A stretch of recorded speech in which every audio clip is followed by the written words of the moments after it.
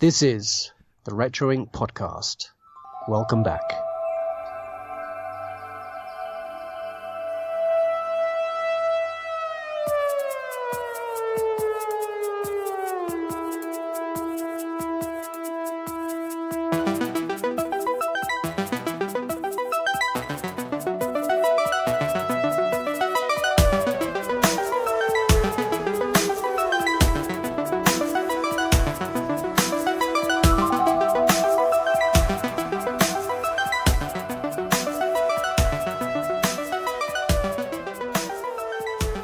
Welcome back to Retro Inc. episode 48. Co-hosts today are the usual wonderful gentlemen, Andy and Jeremy. How are you, fellas? Hello. Hello. I'm all right, thanks. Good. How about you? I'm, You had a good week? Yeah, I'm alive. Yeah, been very eventful. Honestly, this time last week, I was back from meeting you two. We met up last Saturday. I had a fantastic time meeting up with you guys, and we just sort of. Well, first of all, we met up and kissed and hugged, and then we went off to some retro gaming shop, didn't we? First of all, Yeah, in Gravesend. in Gravesend, I can see what they call it that. And that was great. And went out for St. Louis. Did a bit of shopping. Got the evening's supplies, and we sat down and played a little bit of Streets of Rage. Was it? Was Streets of Rage we played? Street Fighter 2. Street Fighter 2. Street Fighter 2, Yeah. bit of Space Invaders. That was great fun. Yeah, it's a good night. Yeah, it was a good night. Had a fire, had some drinks. That was wonderful. We did record, but it didn't work. Yeah. There was a lot of things that Because didn't work. apparently certain people think that no matter how bad a recording quality is, just a little bit of spirit and wishful thinking will get it working. But that's not the case, I'm afraid, Adam. It is, yeah, it's not good. It's not good at all. So I couldn't put it out. Maybe one day it'll go out as an extra lost episode if people can bear to even listen to the quality of it, because it is atrocious. It was a shame because it was bloody brilliant, wasn't it? It was great. To be honest, I mean, Jeremy did that quiz, and that is probably the best part of the recording. So I'm going to try and maybe we'll just one day release it just as that quiz even. Yeah. Because it was a fun quiz. It lasted quite a while, and the sound's bad, but maybe fixable that bit. But the rest of it, I mean, as well, because drink was flowing, there's a lot of swearing. And honestly, it's hard work to listen to at the best of times. Having to listen through it and try and find the language is even worse. So I mean, you've got a potty mouth when you've had a drink, Adam. It is disgusting. He was every other word was an F or a C or together sometimes in the middle of a word. Yeah. You can see the Essex boy really come out in him when he's had a drink. I wasn't far away, was I? I wasn't far away. It was just across the river. Those home roots were digging in. They were, yeah. Do you know, sometimes even I live so close to that because of the river that sometimes on my phone when it's doing location settings, it will put me in Thurrock. Will it? Oh, turn it off and on again. Yeah, I know, isn't it? Yeah. Well, you brought out the best in me, I must say. It really was fantastic. So, how was your Sunday? Come on, this is what it's building up to. I mean, we've heard enough about it all week. It's not like you don't keep reminding us every 5 seconds. Do they need to know? Oh. Everyone wants to know. So, You get flowers and everything. Talk about your feelings. Well, I suppose it is. Yeah, this is the feelings podcast today because somebody wants to just delve into our inner psyche and see how we're doing. I'm all right, okay. I just had a bit of a crap day. Just leave me alone. Anyway, so how did you nearly die? So, have you heard of lungs? You know lungs? Well, no, I lost mine a few years ago when I started smoking. Yeah, well, my lung collapsed, and paramedic and ambulance was called, and oxygen tank and drugs, admitted, and punctured my lung. And I was in hospital, and very, very glad to be alive, to be honest. It was a very close call, and I think they gave me around 30 to 45 minutes of life before the ambulance turned up. So Hang on, glad to mate. be Hang here, on. guys. So I just want to say your microphone's dropping in and out. I was going to say we're losing you, but I didn't want to give you another fright. Okay. So just Well, no, it'd be good. right. Well, I'm here. I'm very thankful for the NHS. They did an amazing job, and and I was literally knocking on heaven's door. And I would totally drop that in, but I know I'll get screwed for copyright if we drop yeah, that we're in. not dropping that in. No, but do you know what I thought? If I'm going to go in the back of the ambulance, the last tune that I remember was Rihanna's Umbrella, and I thought, oh, that's great. I'm going to have that in my head, as the tunnel vision comes. That's not a bad Light thing. flashes before me. Yeah, She's Rihanna my princess. As long with as you're that rain watching the coming video, down. it don't matter. Yeah. It wasn't a video. No, it was just. Have you seen art. Tom Holland dancing to it? He did it better than she He did. did, and he looks beautiful in those suspenders. Like, did something for me that I didn't think would happen. Anyway, yeah, sorry, back to you dying. Oh, so there we are. So I'm alive. Yeah, I've had to take some time to recover and And some good drugs apparently as well. some exercise. Pardon? I've seen some of the text messages coming through. Yeah, they're a bit garbled. Yeah, the medical the meds are pretty strong, I must admit. So that was my week, and I got to watch quite a lot of stuff because I was convalescing. But what about you guys first? I know, Andy, you've been at home, so you've spent some time with your daughter and been watching anything over the age of PG? Oh no, it's been all right though. I've caught up on. We started watching the Night at the Museum films, and I've got to say I'm thoroughly enjoying them. I think they're just a good little bit of fun. We watched the second one today, so we've got the third one. We'll probably do that next weekend. I watched Teen Titans Go to the movies, which was a refreshing surprise because I do actually watch that with my daughter because it's kind of one of those that I don't mind sort of watching that cartoon. I can kind of deal with it. But I've watched the film and it is just laced with references for people like us. It's really. It even brings up the Green Lantern movie in there with Ryan Reynolds and that, and it's that's a good little bit of fun. I mean, you've got your kids and they'll probably love it because I think it's one of those that it's not just for little ones. It kind of transcends that, and like I say, I enjoyed it. I've watched lots, mate, but to be honest with you, I can't remember what half of it is. I'm SpongeBob marathon. I think one day of just constant SpongeBob. Yeah, kind of a bit broken to be honest after this week. So I did go up London on Friday, on Thursday, and I went to the. Are we going to lose him? Not on air, mate. Don't do it on air. No, it's all right. I forgot to. Oh, Tommy Cooper. Because I'll have to phone the ambulance and do it because I'm not stopping this recording. I can't miss 2 weeks. I keep forgetting I've got a fractured rib. So have you? I didn't know that. You hadn't told us. You should have mentioned that. Yeah, let me laugh. Right. So I went up to London on Thursday. I took her up there for half term. That was nice. We went to Borough Market as we always do because she's a bit of a foodie. My daughter, for 5 years old, she was up there eating duck and crab and things like that. So, but we went up South Bank and went to the Namco Funscape because I didn't realise the Trocadero shut down in 2015.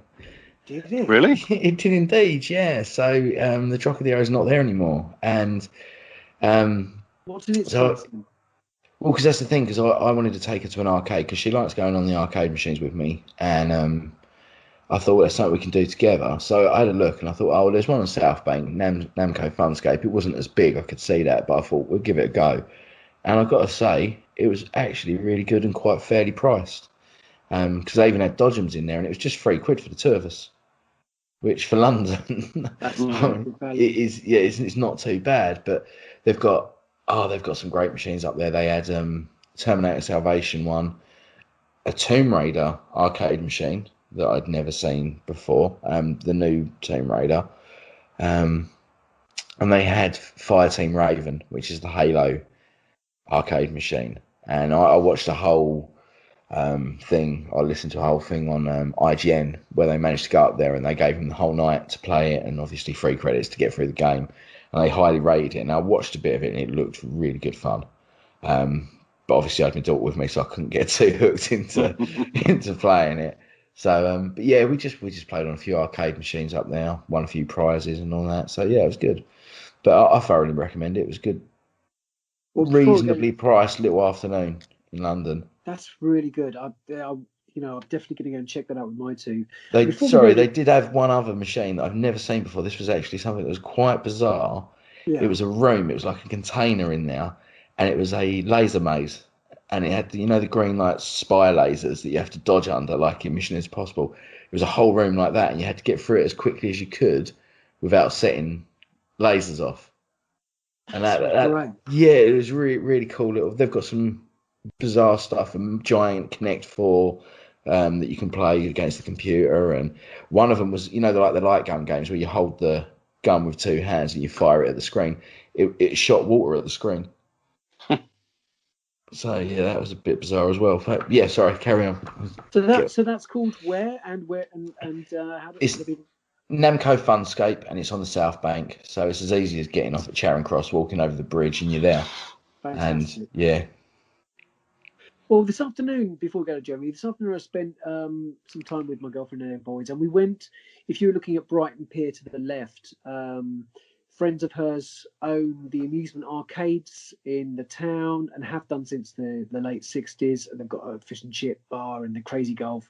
And I was chatting with the guy who is now 76, who owns most of this. And we were talking about the arcades and when he was buying machines and how much they cost. And I said, well, in 1982, when I moved from Essex to Seaford in Sussex, we knew this arcade. And when someone went to it and they said, oh, they've got, the Star Wars game, or they've got different, that news would go back to the school, and then everyone would get on the bus and they would go and check it out, and we'd go then back to the arcade to see if that person's name was on the screen for the high scores. And interesting, he was saying that the machines back then were £850, which was a lot of money back then. Now they're around £8,500. And he was telling me as well that the sort of slush puppy machines, they rent those at £3,000. They are £3,000 a year to rent those slush puppy machines. It's quite incredible. But this particular arcade in West Street, Brighton, had 4 Defender machines next to each other. That's how popular that machine was back then. And it's a great shame now because, most of these arcades have fruit machines and gambling rather than, Daytona, Outrun, that water-based game where with a laser you shoot at the screen. They've just got that in there actually, and it's a great shame that actually the betting syndicates have got into arcades and have changed them beyond recognition. It's a real great shame. Jeremy, your week, what have you been watching? Tell us any stuff we can perhaps go and check out. Well, talking of retro arcade things, I had the children today, and we raided a small change that I could find, and we went on the 2p machine. Oh, great! Whereabouts? And they've got them at the bowling alley up in Strood. Oh, ever? Oh, cool. There's a few little 2p machines, and I'll give them a £5 each, and that was gone in about a minute because they're going, just chucking them in, and I go, please slow down, and they won like a 50p slinky and some weird squishy head thing that we could have just bought, for £1 each. But it was great fun. They love their 2p machine, so that was fun. We're talking about retro arcade. Do you remember that hillbilly game with all the models? You had a gun, and if you shot and they'd squirt water at you. Yeah. Just reminded me, saying squirting the water thing, it reminded me of that. I Did you used to deliberately shoot where people are standing? Did you used to shoot so that the people would shoot random people? Oh, yeah. Yeah, totally. That was the only way to play that game. Talking of that, sorry, have you been to Dreamland at Margate recently? Not recently. I was there the night it opened. Me and Steve went there. Have you seen all reopening the Have you seen all the arcade machines they've got now? No, I'm telling them. I've got some pictures. I'll send them to you. They've got some. We're talking classics. They've got that there. Some pinball machines that are from the 60s and that, all refurbed, all originals. I've got loads of pictures. I'll send them to you later. All of us have to go there. Yeah, totally. I think the hardest arcade machine I've ever played was Dragon's Lair. Is that the one with the animated thing? It was like Don watching a cartoon. Don Bluth animation. Yeah, I've got that on. You should have said because that's on the on my Wii. You could have had a go at that. Oh. Yeah, it's just quick times, isn't it? It's just quick time, choose your own adventure. Essentially, that game. It's brilliant. Oh, it's brilliant, but very difficult. I never played it. It looked too difficult for me. It's very complicated. Movie-wise, TV shows, what else have you been retro blasting? Me and the children have watched a lot of Avengers Assemble cartoon. Oh, great! Yeah. Which we're on Black Panther's missions at the moment, which is quite fun. They're really good, aren't they? Really good. I've watched Jaws twice this week. Have you? Yeah, because it's a perfect movie.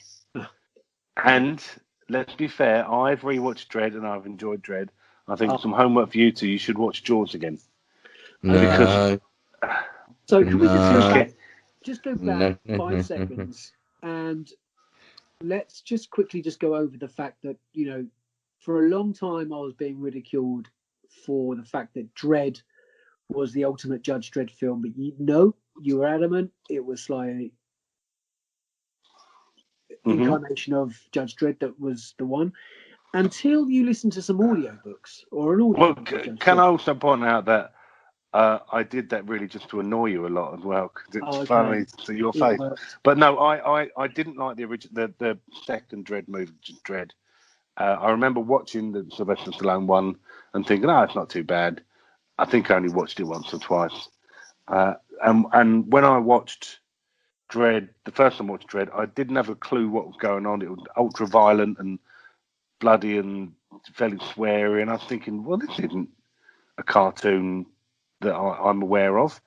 But having spoken to you fine gentlemen a lot about Dredd, I decided that I would give it another go, and I have an Audible account, and it was buy one get one free on a load of audiobooks, and I had a load of credits saved up, and one of the ones I saw was Judge Dredd, and I thought, you know what, I'll give it a go, and I listened to this year one. And I thought, now I think I get it. And watched the movie, and I think I watched it 3 times in 2 weeks. I really enjoyed it. Really enjoyed it. That is music to my ears. That is. Now I understand it. Yeah. So Jaws, a couple of times. What else have you been feasting your eyes on? I watched a documentary about the making of Jaws as well, because I love Jaws so much. It was brilliant. What else have I watched? RoboCop. RoboCop this week with Freddie. I watched last night League of Extraordinary Gentlemen with children. And I love it. I don't know why it gets slated so much. Andy, I think it's just... Andy, you shook your head there in agreement? Of? League of Extraordinary Gentlemen. Brilliant film. Yeah. I think that, again, the graphic novel by Alan Moore, I think, is such a wonderful work. There's novel, and there's lots of backstory pieces, news articles, various bits and pieces in the book. And I think, again, it could have been the backlash once more. Comic book nerds dissed the film. That didn't really help. We didn't really have an internet then to slate it that much. I think Sean Connery hating on it probably what caused it. Do you think? Well, it could have been. Yeah. It's his retirement movie. He wouldn't make another movie after that, and I think after that, no, it's a shame. No. Yeah. Well, is it? I mean, the guy. Is he good? He blames that. Honestly, tell me that movie. I know he blames that movie, but I'm saying, Jeremy, apart from Bond, any good? I don't really rate him. I mean, this is the whole joke about but he's playing a Spanish Egyptian with a Scottish accent. Yeah.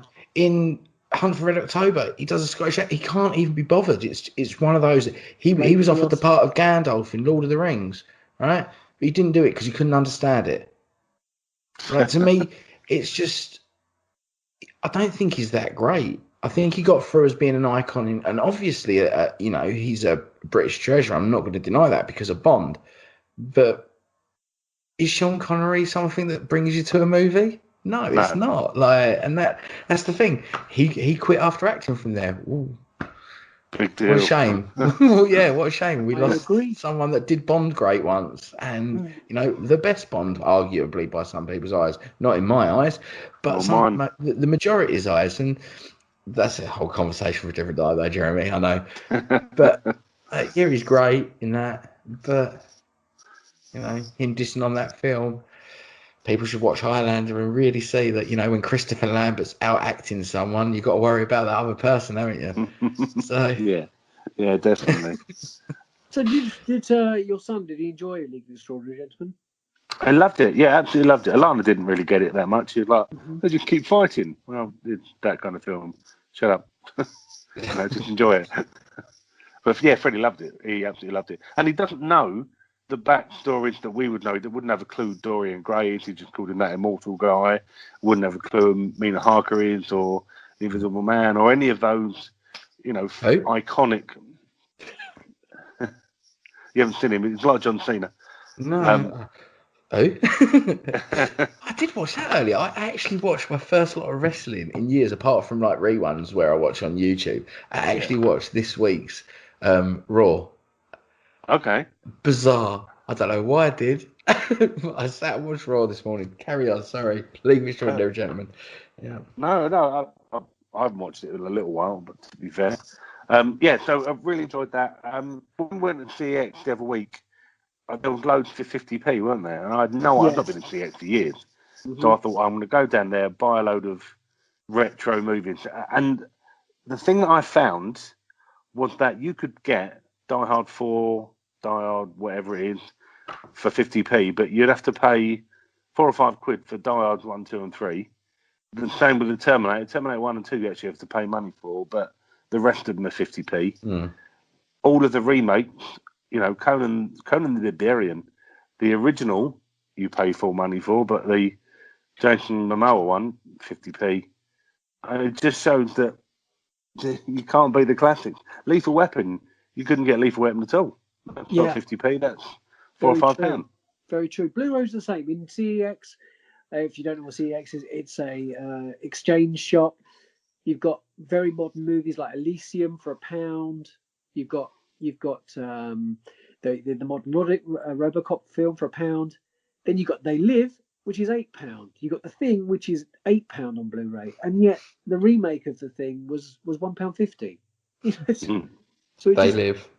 Now the thing that I was looking for when we was in there, again, Logan's Run was that was £8. Could have got it on DVD a lot cheaper, but again, it's like, wow, these are still holding their price.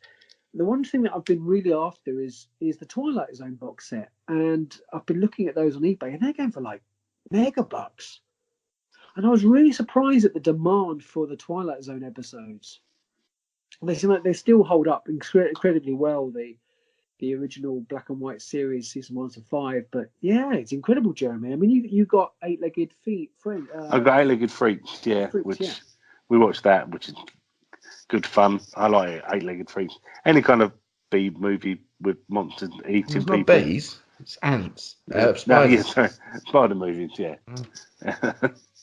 Any creature features. I like a creature feature, should we say? But I think that the whole thing. I think the whole thing about the older movies holding their money more is probably our fault, because people are listening to us and going, "Oh, those retro movies, we'll have to go out and buy them," and we pushed up the demand for them. We're going to go in room 101 as influencers soon. Exactly, that's what we are. So yeah, that's been my week for that. Fantastic. Well done, you. So I had some time to kill, and there's no better way to killing a lot of time than watching the Lord of the Rings trilogy. How come you had so much time on your hands? So he hasn't been sharing his feelings, mate. Who knows? Fellowship of the Ring is a very tedious movie, I found. Because hang on, I think I'd seen it so many times. Adam, Room 101. I'd seen it so many times, and I think I knew scene by scene. I completely fell in love with seeing the Two Towers again. Really loved that film a lot, and the third movie is superb. So, yeah, as a trilogy of movies, they still look fantastic, absolutely amazing. I watched Iron Man 2, which I hadn't seen for a while. I wanted to recheck that out. Fistful of Dollars and Bonnie and Clyde. I've watched them back to back.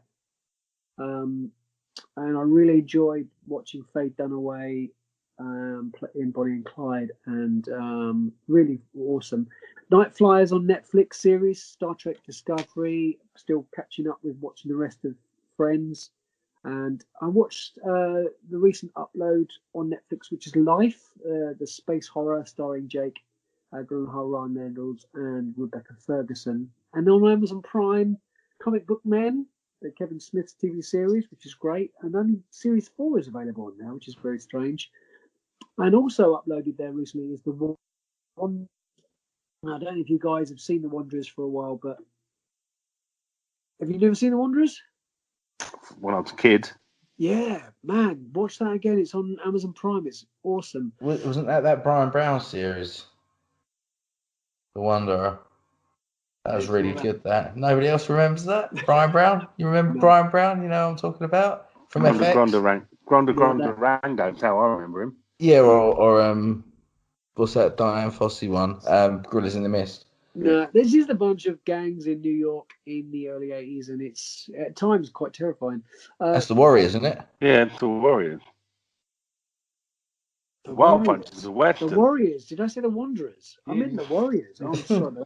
The Babadook. I've seen the Warriors. Yeah. Great film. Warriors are great. See, he's so scripted himself. He even gets his typos wrong.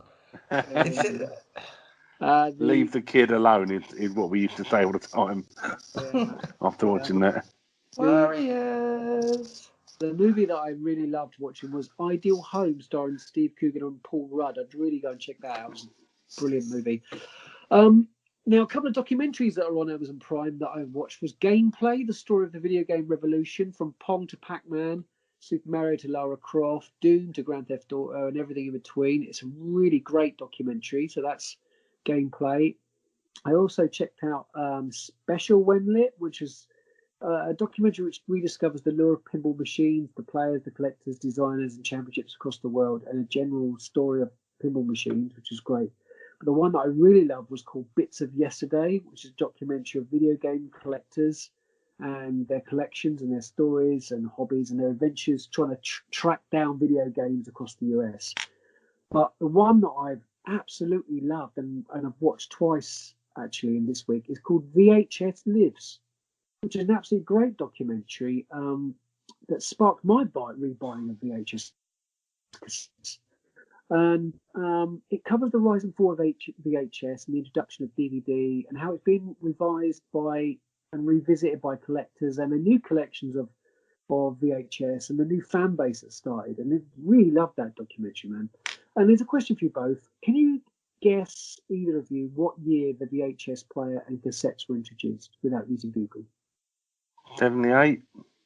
All close. 1977.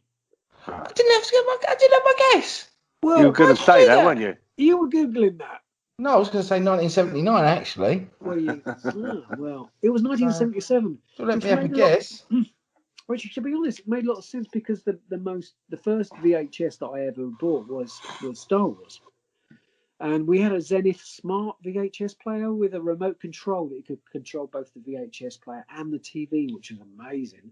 Oh, we had a cable for our video player.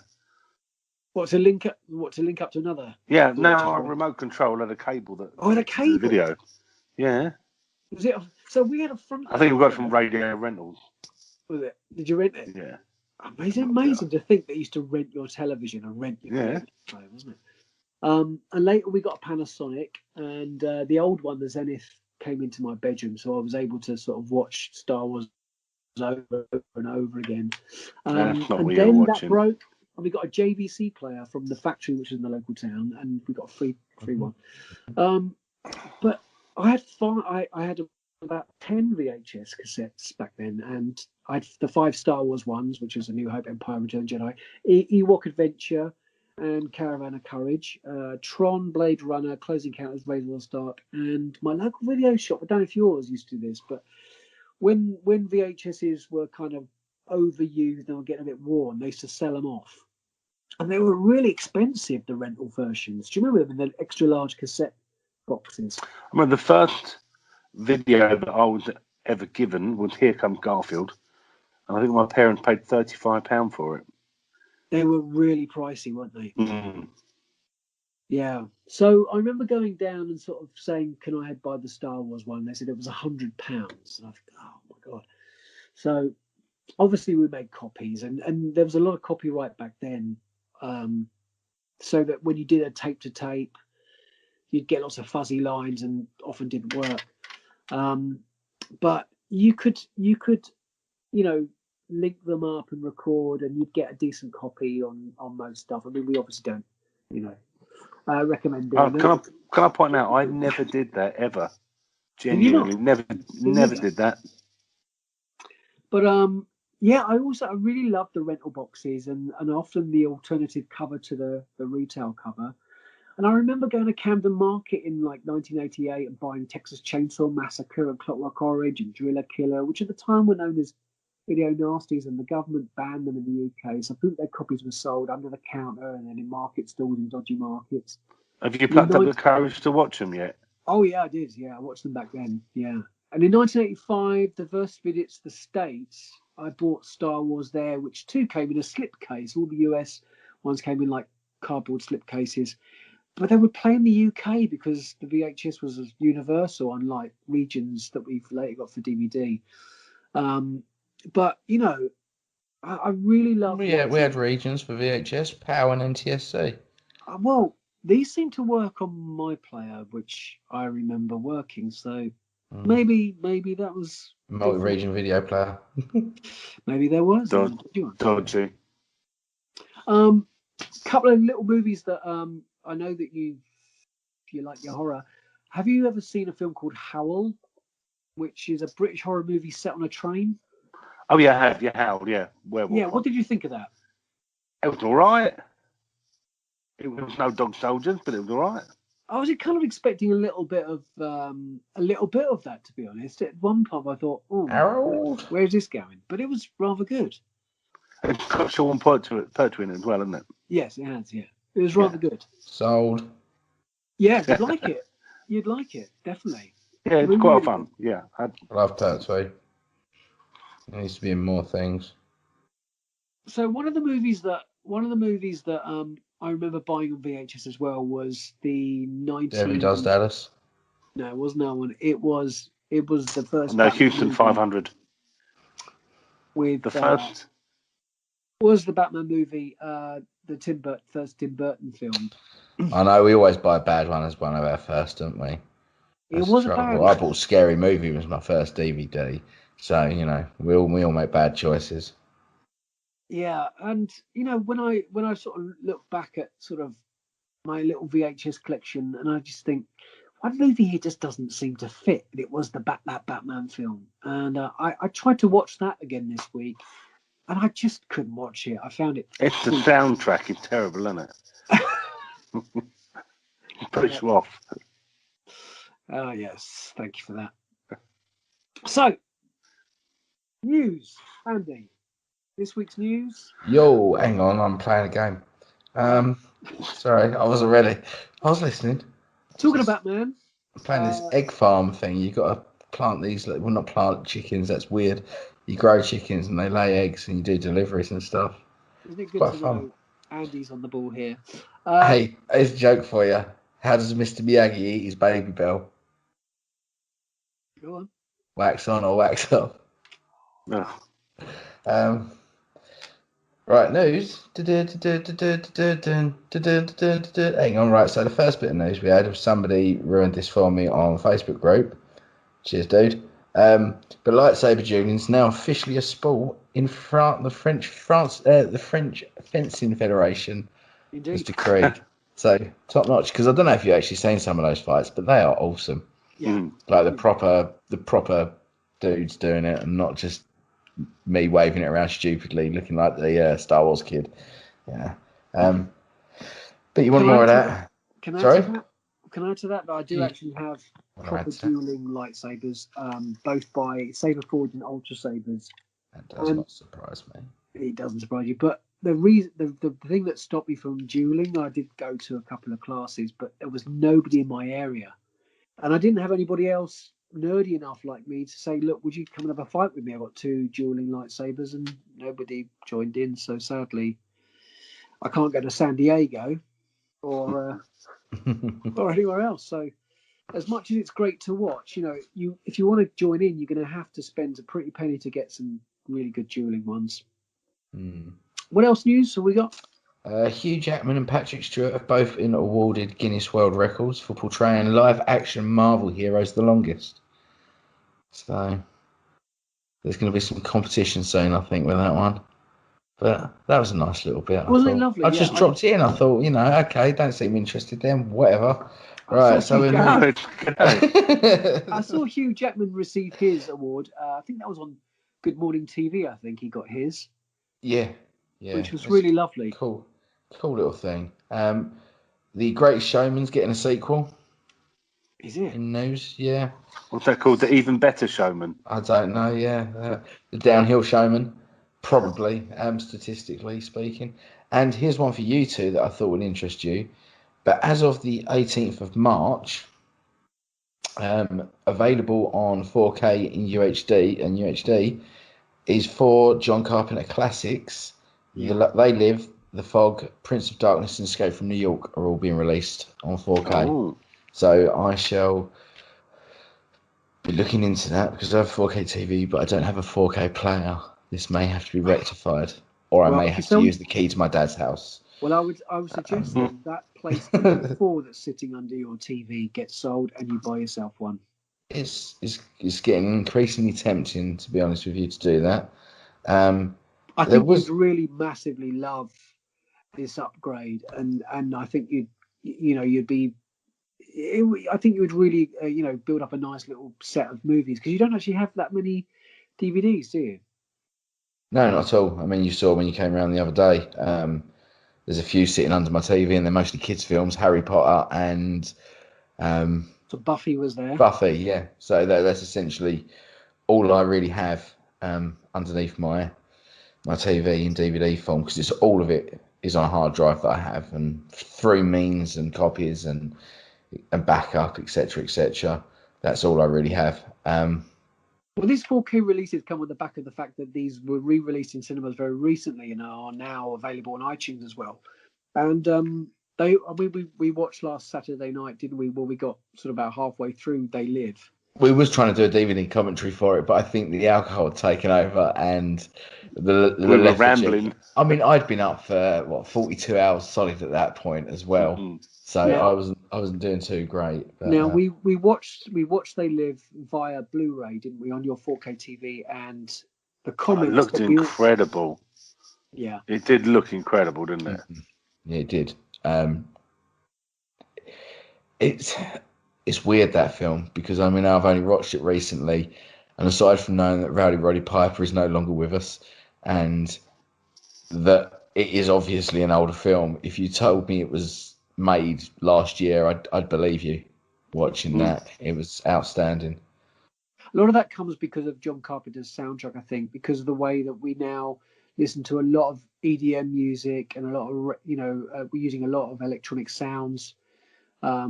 John Carpenter at the time was revolutionary, and that soundtrack really does sound incredibly modern, as it does on Escape from New York and The Thing as well. What else do we have news from this week? All I've really got for news-wise, but this one is I thought it's interesting, but it's also made me chuckle a little bit, is that after a long time, Reggie Fils-Aimé has stepped down from Nintendo of America's top position and is being replaced by a gentleman called Doug Bowser. So Nintendo is now run by Bowser. Wow. In America. So that's brilliant, isn't it? Couldn't get more relevant, could you? Yeah, and in next week's news, I think I can never remember his name, but the CEO of Japan, Nintendo, will probably step down and will be taken over by Cooper. So yeah, that's cool. It's interesting. I mean, Reggie has been one of those. He kind of, he spearheaded this whole movement alongside Japan with bringing Nintendo back to where Nintendo need to be. And honestly, the guy's stepping down. Quit while you're ahead. And I think he's stepping down and he's taking time. He said to spend with his family and his kids. And when you're probably a multi-millionaire, good on you. If you've got nothing else to do and it's time, you've done your bit. Brilliant. So good luck to him. And we'll see what Bowser does. Well, rumours swelled for years regarding Ben Affleck's status as Batman, and only for the actor and Warner Brothers to finally confirm that this month that he won't be donning the cape and cowl for the next standalone film, The Batman. And I think we kind of knew that anyway. I think, where do you feel that he rates as a Batman? And do you think that actually we'll look in the future, in the future, and look back and say, well, he was pretty damn good? Or how do you feel? Jeremy? I didn't have a problem with him. I think if he had a better movies to be in, he might have showed himself to be a better Batman. Yes, you can only play what the script you're given. Mate, you've nailed it on the head. He is one of my favourite Batman. To be honest with you, I don't like Keaton. I don't like Clooney. I don't like Kilmer. I like Christian Bale as Batman. I don't like Christian Bale as Bruce Wayne when he's being the smarmy, arrogant. I suppose that's what he's supposed to be giving off. But my mate Charlie's always said it, that people who play Batman are three different characters. They're Batman, they're Bruce Wayne, the party playboy, and they're Bruce Wayne, the brooding, smouldering, moody bugger behind the scenes. And to nail all three of those is a very hard thing to do. I think Christian Bale probably got the closest because he had a lot of room with 3 movies to play with that character. But I think you're right, is Affleck, to me, he nailed the brooding side of Batman. He was older, he was more refined and grizzled. He was dealing with his emotions in a different way. He played Batman brilliantly. I like the little one-liners and that when he was fighting alongside the others in BVS. And it's just that he didn't get enough screen time. That is all that is wrong with that guy doing that. And it's a shame because he is a massive Batman fan. So I should imagine this has come as a bit of a blow to him because I think he wants to step away from it. And it's probably a bit gutting, really. And I think that's a bit sad because I used to hate Affleck, but he's gone up in my estimations over the years. And I think he's got some real chops on him. And yeah, I'm a bit disappointed, to be honest, because DC seem to be... They're doing what they need to do by reinventing themselves lately. I saw Aquaman last week. I forgot to mention that. I absolutely loved it. It was my favourite DC film I've seen to date. But it's just a shame he didn't get given his time to shine. So, yeah. I think most people dug Affleck's grizzled take on Batman. And I think the follow-up, the cursed Justice League landed with a thud. And I think the buzz for Batfleck faded considerably. I think we needed to get a Batman movie before we got Justice League, and I think that would have really set that whole thing up. That when we then got Justice League, we would have gone, well, now we really know who Bruce Wayne is as an older gentleman, who Batman is as an older character. We would have thought perhaps that Affleck's take is an older version of Christopher Nolan's Batman. I actually think that he played a really good older Christopher Nolan Batman, and I think he's probably very close to the second best Batman we've ever had. I mean, it's hard because I've been such a 66 fan and a huge fan of the late Adam West. That was very campy, and it it was very much the comic book of the time, but certainly wasn't Bob Kane's Batman. It was a very different thing, and I think what Affleck did was portrayed him in the way that the current Batman should have been portrayed, and he did a fantastic job. It's just a shame that we didn't get to see him in a standalone film. Yeah. And I think the standalone film, by the looks of it, looks like they're going a few more years, after perhaps the Bale Batman, and just filling in some time between then and Justice League and Batman versus Superman. And I think that's where they're going to be spending their time. But does that... So this is the thing. They're giving off kind of mixed signals here, because obviously he's not going to play Batman because it's a younger Batman. But we're getting a younger Joker movie. So does this mean that Ben Affleck could potentially... They could just be going, ha-ha, but he is still Batman further down the line? They're not really... This is... I know it's a no. He's gone. But I just think it's a bit of a strange news. They go, oh, well, he's not playing him. Well, obviously... You're talking about a younger Batman, so of course it's not. You're talking about a Joker movie, of course it's not Joaquin Phoenix, because it's a younger Joker. So, but he's older, so I'm trying to work that one out in my head. Yeah. But I think we're all going to theorize until we get to about sort of 2023, when we get a lot more movies, and we'll see what it's like. Anything else to add for this week's episode?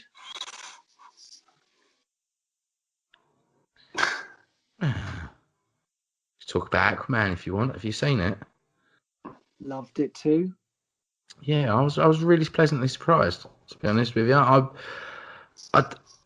said to you that I'd kind of fallen out of love with the Warner Brothers, the DC movies and that, and I really didn't like Wonder Woman. I was really disappointed with Justice League. I really enjoyed BVS and Man of Steel. No, I don't think there's anything really wrong with those films.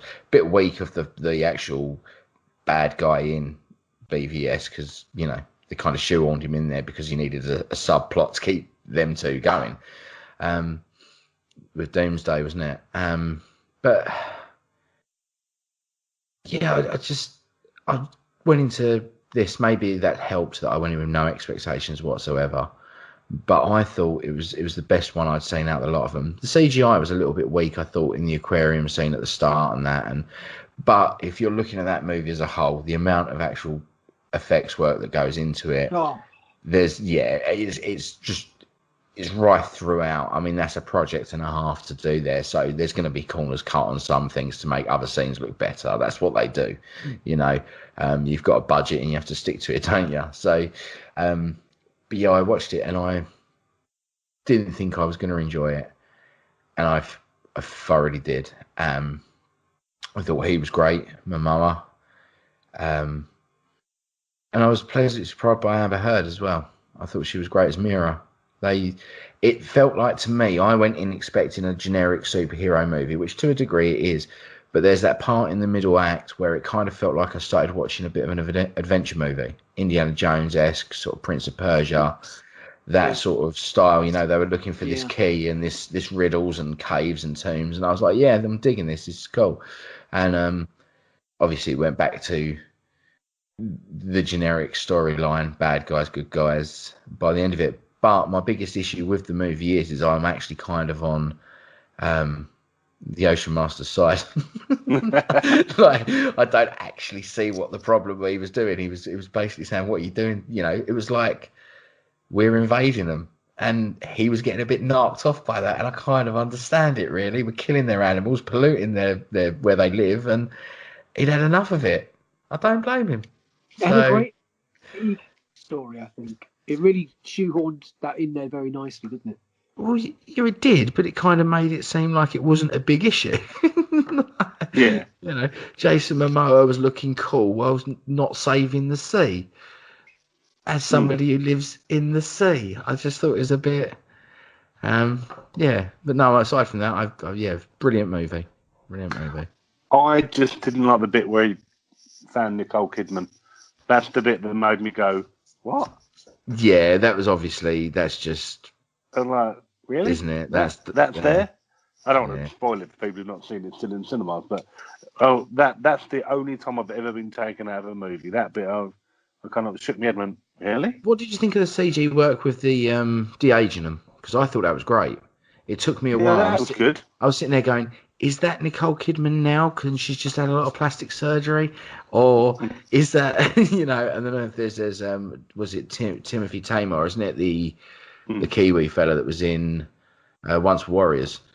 I thought it was tomorrow.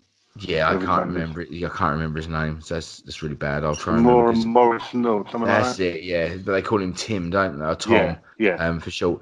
That was Jason Momoa's proviso on doing that movie, that he was in it and played his dad. Really? Yeah, because he's an idol of his. But yeah, I think he's great, and I like seeing him in that movie.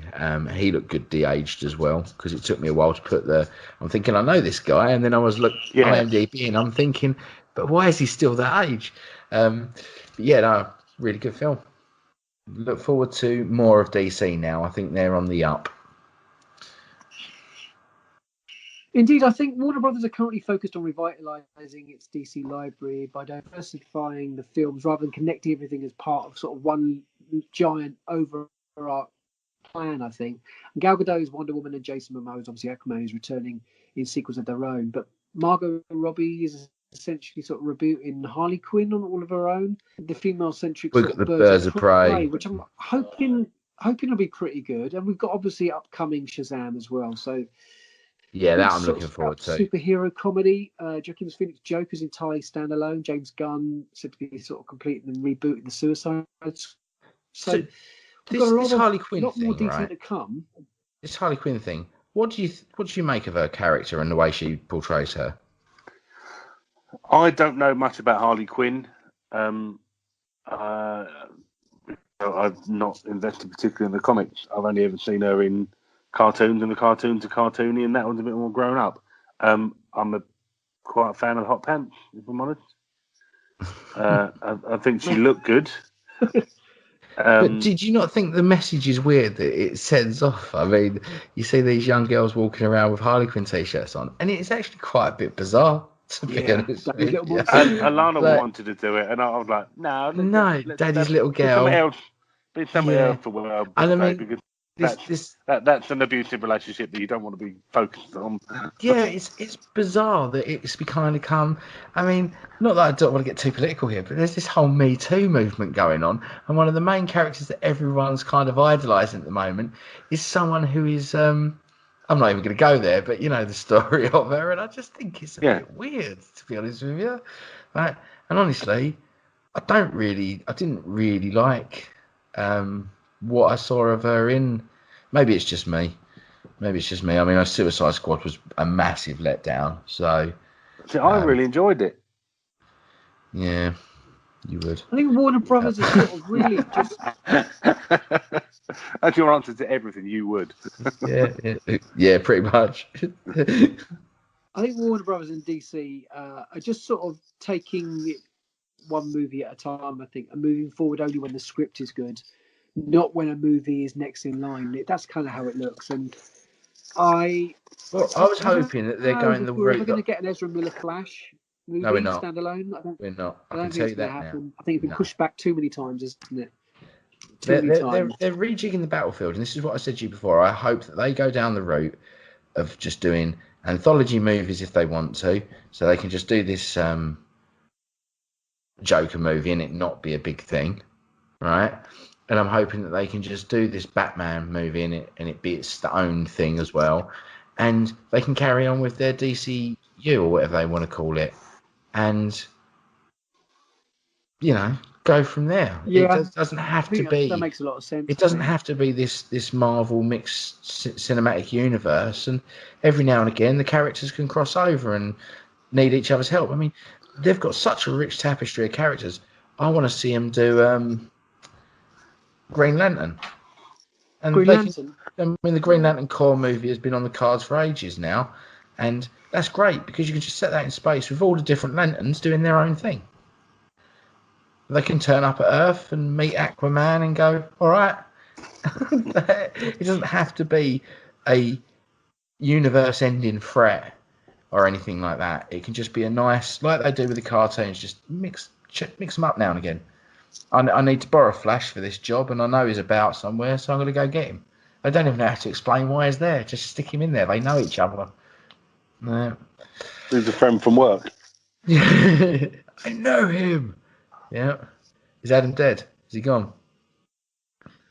So I can't hear it. Oh no, there he is. There he is. yeah, Just yeah. about your feelings.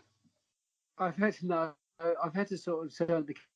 I'm getting a poor connection. So, guys, I think Matt Reeves, I think is who's in Dawn of the Apes, is stepping in as writer and director of the new standalone Batman film, and we just hope to see what comes from that. And as for this week's show, I think that I've got a couple of pretty much things. sort of wraps up this week's news No. and various. No, news that we've done.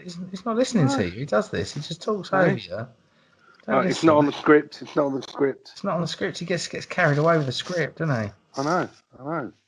Right, what I have done, I've done some homework. Shut up, I'll Jeremy. leave you No one guys to it, cares. 'cause I'm getting a very bad connection here. I'll do the outro, mate. Don't you worry. You do what you got to do. I have made a list of the top 10 singles from the UK 30 years ago this week, 1989. Cool. So I'll go from 10. If you play the top of the pop music in your head and put some, you'd have to do Janice Long and Simon Mayo. I think they're the only ones not in prison. So. I think you're right.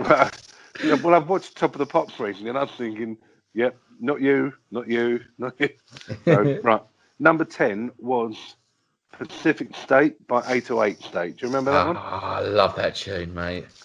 So, number 9 was Can't Fight the Feeling by Big Fun. Now, I imagine Adam's a big fan of them. Number 8 was Fool's Gold by the Stone Roses. Yeah. Wicked tune. Yes. Number 7 was Lambada by Koama. That one. Oh, no, see, I didn't think that was them, but that's what this is saying. And it was on the internet, so it must be true. No, it wasn't Lambada. It was that one that goes that one anyway. Just my writing. Yeah, that one. It's that one. Yeah, no, I'm sorry. Number 6 was Homely Girl by UB40. They nearly were in Room 101. Yeah, possibly. But they've done about 2 good songs. Another Day in Paradise is number 5, Phil Collins. One of the greatest songs ever written. Very good, yes. Number 4, I forgot this came out. The Eve of the War by Jeff Wayne. Oh, cool. I had no idea that was in there. All Around the World, Lisa Stanfield's number 3. Ugh. Number 2 is Don't Know Much, Linda Ronstadt and Aaron Neville. Is that? And number Don't 1. know much. That's I it. know I love you. Beautiful. Thank you. She re-released that. It was you in it.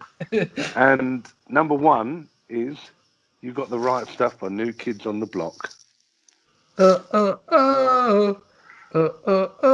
Actually, I couldn't remember he where looks it like went. the missing brother.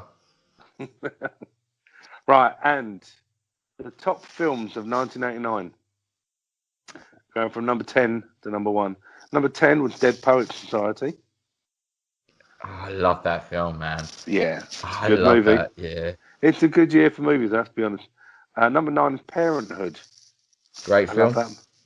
Yeah, that was really good. And number 8, Driving Miss Daisy. Yeah, good bit of fun. Number 7, oh dear, we've got a bit of a dud here. Ghostbusters 2. Great film. Number 6, another bad movie, I'm afraid. Back to the Future 2.